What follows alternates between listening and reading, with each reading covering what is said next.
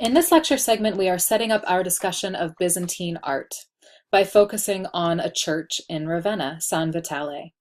As you recall, in 330 CE, Constantine moved the capital of the empire to present-day Turkey and renamed it Constantinople. In 380 CE, Christianity became the official religion of the whole Roman Empire, and in 395 CE, the Roman Empire split between a western half and an eastern half. The western portion of the empire ends up falling apart in 476 CE, and different Romano-Germanic tribes are established in the west. We go through a period of time in which we do not have an emperor in the western portion of the empire, but the church in Rome does survive the collapse of the Roman Empire in the west. In this map, you can see the chunking up of the empire into Romano-Germanic tribes, indicating the blending of cultures, the Romans and the Germanic tribes that were sometimes the collaborators, employees, vassals, or enemies of the Romans, who gradually established control over territory held by the Roman Empire, including Italy, France, and Spain. So what remains of the Roman Empire is the Byzantine Empire, and its capital is Constantinople. The Byzantine Empire has its own extended history that extends until the 15th century when the Ottoman Turks took control of Constantinople in 453. Folks in the Byzantine Empire saw themselves as Romans, even though we call them Byzantines today. They transitioned from speaking Latin to speaking Greek. The Byzantine Empire was ruled by an emperor who was the head of not just the political entity, but also the state religion, Christianity. The emperor was also responsible for choosing the leaders of the Christian church throughout the Mediterranean. Eventually, the church was split into two halves, the Catholic Church in the west and the Orthodox Church in the east. We will be considering Byzantine art of the 500s, the 6th century, a period of time in which the Byzantine Empire was ruled by a strong emperor who held political, military, and religious power, and who commissioned works of art to express his power as emperor of the surviving portion of the Roman Christian Empire. And the Byzantine emperor we are focusing on was named Justinian. He reigned for 38 years from 527 to 565 CE. And tried throughout his reign to return the empire to its former glories. He was the last Roman emperor to speak Latin fluently. After him, the empire shifts to using Greek, and he's also the last to try and reunite the Roman Empire. He tried to reclaim territory from the Romano-Germanic tribes and was able to reconquer Italy and other portions of the empire that had been lost. Byzantine control over the extended territory will not last long after his death. His base of power, though, is Constantinople. When he came to power, the Byzantine Empire included the territory that you see in purple, but he reclaimed the territory you see in orange. During his reign, he faced nearly constant revolts and riots related to the massive taxes that he laid on people to fund building projects and territorial expansion. His patronage of art and architecture was intended to stress his identity as a Christian Roman emperor, and especially as a successor of Constantine, the first Christian Roman emperor who was able to unite the empire. We'll begin by picking up where we left off last time and going to Ravenna, that city on the Italian peninsula that was for a time the capital of the Roman Empire, but by this point in history was ruled by an Ostrogoth king. It's a desirable location because it is easy to defend, is in a strategic location on an east-west trading route, and has a long history as a base of power for the Romans. It is certainly a site that Justinian would want to conquer to restore the greatness of the Roman Empire. His forces are able to take control of it again in 540 CE and hold it for a time. When it was under the control of the Ostrogoths, beautiful Christian structures were commissioned, including the Church of San Vitale, which was begun under the Ostrogoths, but completed under Byzantine control and consecrated in 547, kind of like its grand opening, when it's activated as a church and can function as a church. The church is dedicated to Saint Vitalis, patron saint of Ravenna, similar to Athena being the patron deity of Athens. Saint Vitalis was a Roman slave and a Christian martyr who was killed in Ravenna, and his relics are at this location. This was first designed to be a martyrium in his honor and is a centrally planned structure. So like we have centrally planned structures for tombs of the imperial family, we have centrally planned structures for the tombs of saints. The exterior of the structure is covered in plain brick with a richly decorated interior, similar to early Christian structures in Rome. It is a centrally planned church built on an octagon. Worshippers enter the church from the narthex and then move into a centrally domed space that is surrounded by an ambulatory, like we saw at Santa Costanza. Above the ambulatory is a second level called a gallery where people could observe the service. The dome is supported on 8 piers, these large supports that create a vertical axis, elevating viewers and helping them feel that they have left the regular world and have entered a heavenly realm. We see the addition of a sanctuary and apse to the central plan design on the far side of the church, where the altar is located, which provide a focus of worship. The sanctuary space would usually be reserved for clergy or priests. As we move inside the structure, you can see that the interior of the church is richly decorated with mosaics and marble revetment, which is a special type of marble veneer in which carefully cut slices of marble are arranged to create patterns like you see here. In this image, we've entered the structure and are standing in the central space under the dome, looking towards the sanctuary and apse. As we approach, we see the piers that support the dome, and then the sanctuary space and apse. The apse is filled with mosaics that cover both the half dome as well as the sides and ceiling. We'll be talking about both the mosaic in the half dome as well as the mosaics that depict the emperor and empress along the sides. As we look up at the half dome, we see a depiction in mosaic of Christ as the Lord of the universe, flanked by archangels and seated on a globe, holding a scroll, with St. Vitalis on the left and the local bishop on the right, who commissioned the church, presenting Christ with a model of San Vitale, the very church the mosaic adorns. The mosaic has been designed so that as we stand below, we are made witness to the spiritual scene that hovers over us. Christ hands a symbol of victory related to St. Vitalis' martyrdom to the saint on his right side. This is a beautiful Byzantine mosaic, one of the most common types of media we see in Byzantine art. As you know, mosaics are made of tesserae, small squares of stone or tile, and the gold tesserae would have been made from 2 pieces of glass with a piece of gold leaf sandwiched in the middle. Mosaics are not laid entirely flush with the wall. They are set at a slight angle so as to catch the light. As you look at these mosaics, think about the effect of seeing them by candlelight in the church and how the images would appear to glitter and sparkle in that type of intermittent lighting. Looking at the mosaic straight on from a perspective viewers would not have had, we begin to explore Byzantine style. One of the primary characteristics of Byzantine style is that it is otherworldly. Works of Byzantine art very often reflect a heavenly context instead of an earthly context. This is purposeful. Byzantine art was intended to create a spiritual reality for the viewer, a different world from the everyday world the viewer inhabits. And one of the key ways Byzantine artists accomplished the goal of creating elevating spiritual experiences for viewers is through leaving behind many techniques used in Roman naturalism. We still do have some traces of Roman naturalism, such as the drapery over Christ's body, and you can get a feel for the underlying form of the body being revealed by the way the cloth falls over his knees.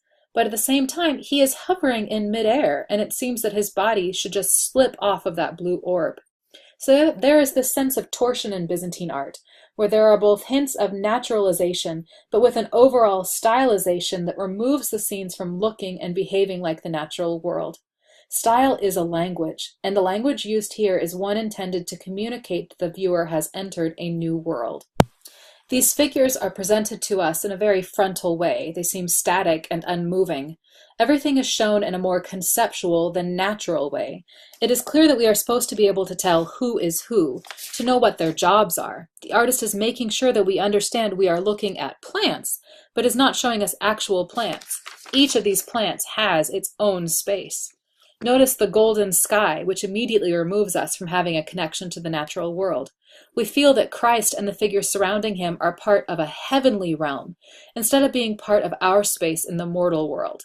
The goal here is spiritual elevation, giving the viewer a spiritual reality to be a part of, and creating the whole cosmos in a building, as if the viewer is on earth, but connects through the structure and imagery with the heavenly world.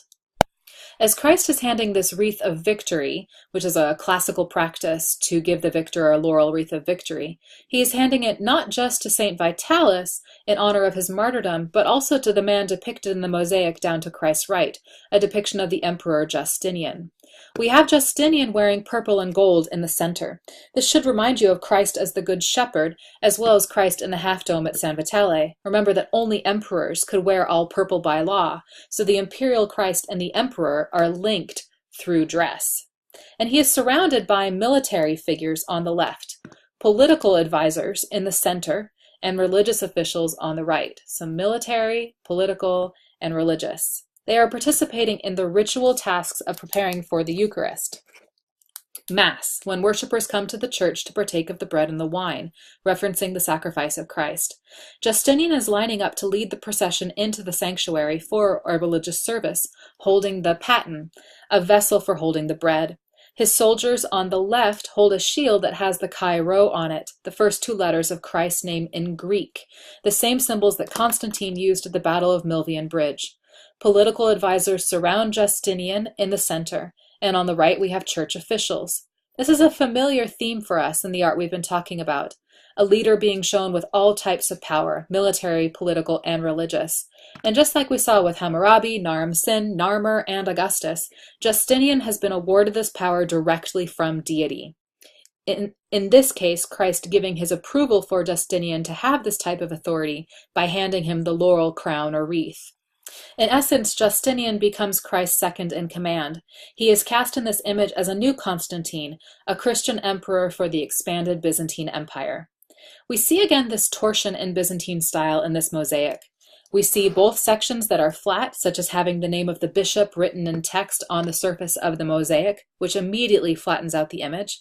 But at the same time, the individual faces of the men are modeled in gradations of light and dark that give their faces a sense of volume. Some faces are generalized types and look the same, like the soldiers, while others are more like portraits, like Justinian and the bishop. Justinian's face has a 5 o'clock shadow. The bodies stand almost on Barbie doll feet, permanently frozen with their toes pointed. They are elongated figures that do not carry the weight of their bodies on these feet. They're also symmetrical, with larger eyes presented from a frontal point of view, pushed right up to the front of the picture plane in what feels like a very shallow stage setting.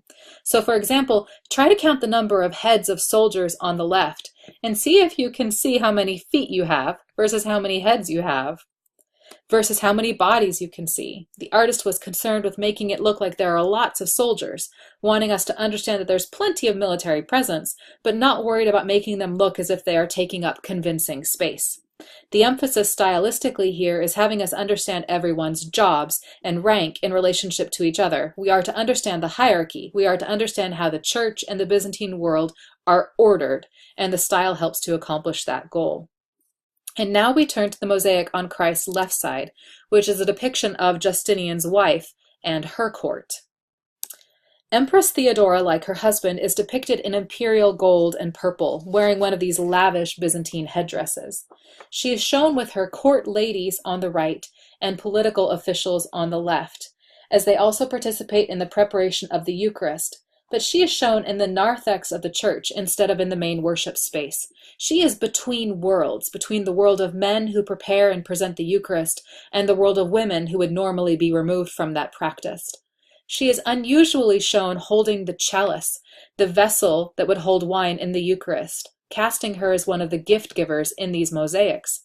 Christ gives the wreath, Justinian presents the paten, Theodora presents the chalice. Even at the base of her purple cloak, we have a representation of the Magi, the gift givers who brought gifts to the Christ child at the Nativity. Theodora had an interesting life, supposedly being a courtesan before beginning a romance with Justinian, marrying him, and then becoming an adept co-regent of the Eastern Empire. Theodora and her advisors are shown pushed back from the picture plane, with her ladies stacked together like Justinian's soldiers. Again, we see elongated Byzantine figures with their pointy toes and their sense of weightlessness.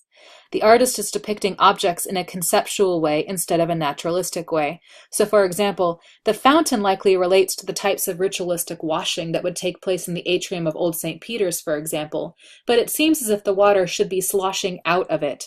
The artist was more interested in having us understand that it is a fountain filled with running water than showing it to us in a naturalistic way, producing an object that is recognizable by its characteristics, even though it does not naturalistically occupy space. Patterning in the clothing of the female members of Theodora's court flattens out their forms and decreases a sense of the body underneath the cloth. While Theodora's nose, chin, and neck look modeled, the figure is outlined in black, which again removes it from looking like the natural world. Once more, we see that torsion in Byzantine art between patterning and individualization, between aspects that seem more three-dimensional and aspects that seem flat, between things that are outlined and things that are modeled, as Byzantine art tries to fulfill its goal of creating images driven by message. So what is the primary meaning or message of this series of mosaics? To answer this, we need to think about who would have seen these mosaics. Justinian and Theodora, although they are represented as if they came to the Church of San Vitale, never came to the church and never even came to Ravenna. But the mosaics present the impression that the emperor and empress cared for and were involved in what was happening at San Vitale. They did give gifts to the church to help fund its construction. Considering the diversity of viewers who potentially would have seen these mosaics, including Byzantines and Ostrogoths, primarily a local audience who will never meet their leaders in Constantinople, the main goal here was to show close ties between the local and the imperial, even though the emperor and empress were never here. The church presents the impression that the leaders of San Vitale and Ravenna were remembered by the emperor and the empress, and that they cared about them. More than that, though, local viewers are reminded of Justinian's power and that he was Christ's representative on earth.